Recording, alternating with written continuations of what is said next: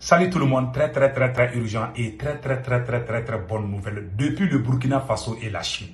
Mes chers amis, le premier ministre du Burkina Faso, M. Apollinaire, depuis la Chine, vient de démasquer le plan machiavélique de la CEDEAO. Mes chers amis, la deuxième nouvelle aujourd'hui, le Niger vient de faire un combat, une victoire incroyable contre les ennemis du Niger. Un chef terroriste a été mis aux arrêts au Niger. Allons-y avec le discours patriotique du premier ministre du Burkina Faso depuis la Chine. Le sommet sino-africain. Donc écoutons le premier ministre du Burkina Faso. Il a tout dit ici. Écoutons. Ces décisions, il faut la volonté politique. Et pour avoir une volonté politique, il faut être libre. Celui qui n'est pas libre n'a pas de volonté en soi. Or, la plupart de nos dirigeants africains ne sont pas libres. Et quand on n'est pas libre, on ne peut pas déterminer un destin pour son propre peuple. En Afrique actuellement, et plus particulièrement en Afrique francophone, nous avons beaucoup de chefs d'État qui reçoivent toujours des instructions de Paris, de Londres ou de Washington avant de prendre une décision quelconque. Nous avons des chefs d'État qui préfèrent s'allier à Paris ou à Washington pour combattre leurs propres frères africains. Dans un tel contexte, construire un ensemble intégré de développement et d'industrialisation est difficile.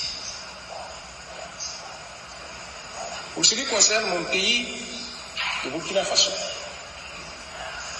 nous avons remarqué qu'en Afrique de l'Ouest, la coopération entre États était difficile, dans la mesure où d'autres chefs d'État reçoivent des instructions ailleurs pour les exécuter contre même d'autres pays d'Afrique de l'Ouest. Ce constat nous a amenés, de concert avec le Mali et le Niger, à quitter l'organisation sous-régionale qui est la communauté économique des États de l'Afrique de l'Ouest. Et je peux vous dire que maintenant il se passe quelque chose de nouveau en Afrique. Voilà. Parce que les trois pays, le Mali, le Burkina Faso et le Niger, qui ont constitué une alliance le 16 septembre 2023, ont, à partir du 6 juillet 2024, constitué une confédération d'États. Et cette confédération a pour objectif d'aboutir à une fédération d'États dans les prochaines années, et le plus tôt possible. Voilà. Et je peux vous dire que cette marche est irréversible. Voilà. Si la constitution de la confédération s'est faite à l'instigation et sous le leadership des trois chefs d'État, les populations de ces pays se sont emparées de ce projet et poussent maintenant les dirigeants à aller de l'avant. Donc ce n'est plus une affaire de dirigeants, c'est devenu une affaire des peuples de ces trois pays. Et sur ce plan, je peux vous dire que la coopération avec la Chine peut avoir beaucoup d'avenir dans le cadre de cette confédération. Voilà. Vous avez tous entendu le premier ministre du Burkina Faso. Ces chefs d'État de la CEDEAO prennent des décisions en concertation avec les pays européens, les pays occidentaux. Voilà pourquoi le 14 janvier, il y a eu la plus grande mobilisation dans l'histoire du Mali. C'est passé le 14 janvier 2022. Après les sanctions de la CEDEAO contre le Mali. La CEDEAO était en train de se préparer pour attaquer le Mali. C'est le peuple qui est sorti. Alors, la CEDEAO a fait marche arrière. C'est pour cela que nous conseillons tous les chefs d'État de rester avec leur peuple. Si aujourd'hui, nos chefs d'État sont au pouvoir au Mali, au Burkina et au Niger, parce que les ennemis savent que le peuple est avec les présidents. Voilà un bel exemple. Donc, nous disons chapeau aux prémices du Burkina Faso. La CEDEAO n'a jamais aidé ces trois pays. Avant que les terroristes attaquent les autres grandes villes du Mali, au début, l'arrivée des terroristes, quand les terroristes sont arrivés net à la frontière entre le Mali et l'Algérie, le président Amadou Toumani Touré, le général Amadou Toumani Touré, a appelé Alassane Dramane Ouattara, qui était le président en exercice de la CEDEAO, pour dire que le Mali a besoin d'aide de la CEDEAO. Le président ivoirien et le président sénégalais se sont précipités. Ils avaient la volonté.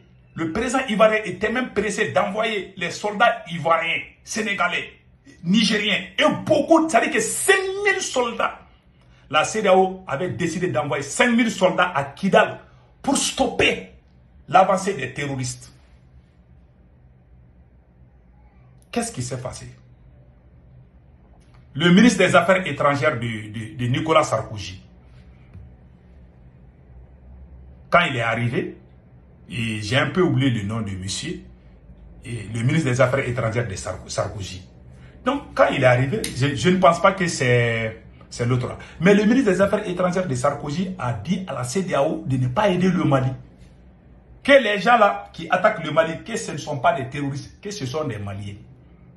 Et la CEDEAO a écouté, malgré les cris de guerre des Maliens.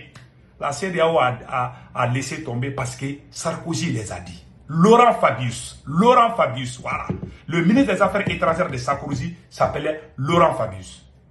Laurent Fabius a dit, Sarkozy a envoyé son ministre des Affaires étrangères pour dire aux Africains de ne pas aider le Mali. Si la CEDEAO avait envoyé 5000 soldats à Kidal en 2012, combien de Burkinabés ont été victimes de ces terroristes? Combien de Burkinabés ont perdu leur vie? Combien de Burkinabés ont été tués par les terroristes? Combien de Nigériens? Combien de Maliens? Si la CEDEAO avait été honnête, on allait sauver des vies. Parce que la CEDEAO s'est alliée. Mais il a tout dit. Pourquoi nous, on va rentrer dans la CEDEAO? C'est pour ça que le président sénégalais, Bassirou Diomaye Faye, nous a dit qu'on doit se réconcilier. On va se réconcilier avec quelqu'un. Les gens qui sont morts là, est-ce que lui, il peut les revivre encore? Non, c'est impossible. On ne peut pas pardonner la CEDEAO. Si vous voyez qu'il y a terrorisme aujourd'hui, c'est à cause de la CEDEAO. C'est eux qui ont travaillé avec la France. Quand la France est venue, la France a empêché le Mali d'entrer à Kidal. La CEDEAO n'a rien dit. Le bateau a été attaqué par les terroristes de la CEMA. La CEDEAO n'a rien dit. Le Mali a récupéré Kidal aux mains des terroristes. La CEDEAO n'a pas félicité. Est-ce que ça, c'est quelqu'un qui s'en fout que tu sois vivant ou que tu ne sois pas vivant? Est-ce que ça, on appelle ça fraternité? Même celui avec qui vous êtes, vous partagez la même, vous êtes même père, même mère là. Si la personne te fait des choses, tu ne peux pas pardonner à cette personne. Non, c'est impossible. Voilà, le premier ministre de Burkina Faso a tout dévoilé depuis la Chine. Ce sont ces pays-là.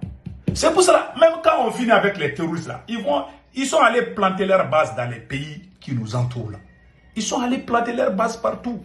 Pour ne pas que ça finisse, pour que ça continue. Même si on tue les terroristes, ils ont envoyé des mercenaires à Tezawaten. Même si les Burkina gagnent aujourd'hui, le lendemain, ils vont envoyer des mercenaires partout. Il y a même certains apatrides du Mali, du Burkina et du Niger qui sont même complices. Certains apatrides sont complices avec les terroristes. Ils sont contents quand les terroristes gagnent. Ils ont divisé les peuples. Ça, on appelle ça fraternité. Ça, c'est pas fraternité. Nous disons chapeau au premier ministre du Burkina Faso. Il a tout dit. On ne peut pas se réconcilier avec la CEDEAO. Nous, on est AES, ils sont CEDEAO. On va rester voisins, c'est bon comme ça. On ne leur fait plus confiance. Au début, en 2012, si la CEDEAO avait envoyé les 5000 militaires à Kidal, je vous jure, le nombre de terroristes ne dépassait même pas 500 personnes. Ils ont négligé jusqu'à ce que la France est venue au Mali en complicité avec certains politiciens maliens. La France est venue. Quand la France est venue là, on dirait terroristes là, ils attendaient à ce que la France arrive. Il n'y avait pas beaucoup. Quand la France, avant l'arrivée de la France, c'était pas beaucoup. Mais quand la France est arrivée là, ils sont venus jusqu'à Bamako. Ils ont traversé la frontière, ils sont allés attaquer les Burkinabés, ils sont allés attaquer les Nigériens. Et quel était l'objectif de la France alors? Et quand on chasse la France, la CEDEAO aussi n'est pas contente. Donc nous, on ne veut plus être dans la CEDEAO. Donc allons-y avec la victoire de l'armée nigérienne. Voilà. Le Niger a fait un exploit contre les terroristes. Écoutons. Le jeudi 5 septembre, les forces de sécurité ont intercepté un tricycle suspect à proximité du Tira. À bord se trouvaient 5 individus, 2 Nigériens, 2 Burkinabés et un Nigérien suspectés d'être impliqués dans des activités terroristes. Les éléments trouvés sur eux, notamment une importante somme d'argent, a corroboré les soupçons de liens avec des groupes terroristes. Les individus ont été remis aux services compétents pour la suite de la procédure. Le même jour, une unité en mission sur l'axe Tamouniami a été ciblée par 2 engins explosifs improvisés à effet dirigé. Grâce à la vigilance et à l'entraînement rigoureux des soldats, les mines ont été neutralisées sans causer de dommages humains ni matériels. Le lendemain, dans la soirée, un chef terroriste notoire opérant dans le secteur de Balifa a été capturé à Torodi par les forces de sécurité. Peu après, 2 agents de renseignement terroristes activement recherchés ont été arrêtés, l'un lors du marché hebdomadaire de Tamou et l'autre à Torodi. Dans la région de Dosso, dans le cadre de l'opération Damissa, une de nos unités en patrouille dans le secteur de Dankasari a intercepté le jeudi 5 septembre 2 véhicules Toyota transportant des produits contrefaits. Les perquisitions ont permis de saisir plus de 314 560 capsules, tablettes et autres comprimés divers, contribuant ainsi efficacement à la lutte contre le trafic de produits illicites. Dans la région d'Agadez, zone de défense numéro 8, les militaires de la position Puy Espoir ont mené avec succès une mission de sauvetage au profit d'un groupe de personnes en détresse suite à une panne de véhicules dans le désert. Le 4 septembre 2024, un conducteur sur l'axe Agadez-Dirkou a signalé qu'un véhicule Tundra transportant une quinzaine de passagers était immobilisé depuis 72 heures à la plaque 50. Alertés, les militaires ont immédiatement déployé une opération de secours apportant de l'eau et des vivres aux passagers avant de tracter le véhicule et de transporter les personnes en toute sécurité jusqu'à leur position d'appui. Chers concitoyens, la lutte contre les forces humaines nécessite votre soutien constant et actif. Voilà. Nous vous invitons à partager des informations fiables avec les forces de défense et de sécurité pour permettre des interventions rapides et efficaces. Des lignes vertes sont à votre disposition pour faciliter cette communication Écoutons bien, hein? Notre collaboration. Voilà. Ensemble, nous pouvons contribuer à sécuriser notre territoire et y instaurer une paix durable. Votre vigilance et votre engagement sont indispensables pour repousser les menaces et progresser dans notre combat contre l'insécurité. Restons unis et solidaires pour un avenir plus sûr pour tous. Pour les forces armées nigériennes, le 40-40. Pour la gendarmerie nationale, le 40-00. Pour la police nationale, le 83-83. Vive le Niger libre et souverain. Vive les forces de défense et de sécurité. Vive les citoyens résilients et engagés. Vive le Niger, vive le Burkina Faso, vive le Mali. Vive l'AES. Mes chers amis, vous avez vu, ils ont attrapé un chef terroriste. C'est-à-dire qu'on est en train de les attraper. Nos forces de défense et de sécurité sont professionnelles au Mali, au Burkina et au Niger. Ils sont en train de faire vraiment des boulots remarquables. Nous leur souhaitons bonne chance. Que Dieu bénisse l'AES.